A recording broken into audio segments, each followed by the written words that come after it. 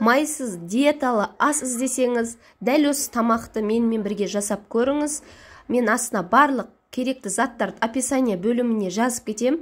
Ал біз кірісеміз. Бізге қажетті заттар: бізге пияз, асқабақ, бұрыш, менде тәтті бұрыш, картошка, капуста, тартылған ет, яғни фарш, қолдан жабылған осындай салат томаттың орнына тұз, лавровый лист, чеснок, қызыл қара бұрыш және приправа.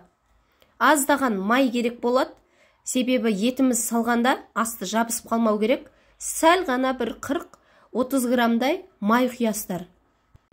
Барлық заттарымызды кезек-кезегімен ет, пияз, бұрыш, асқабақ барлығын кезек-кезегімен сала отырып, қазанда қуырып алатын боламыз. Міндетті түрде басында газдың асты, оттың асты қатты қойылсын, себебі әдемі болып қуырылуы керек, көріп тұрсыздар ғой. Азғантай су құясыздар, 250 граммдай, кейін бұқтыратын боламыз. Оттың астын баяу қоясыздар, қазанның қақпағын жауып, піскенше бұқтыратын боламыз. Каналға тіркелмеген болсаңыз, тіркеліп, лайк басуды ұмытпаңыздар.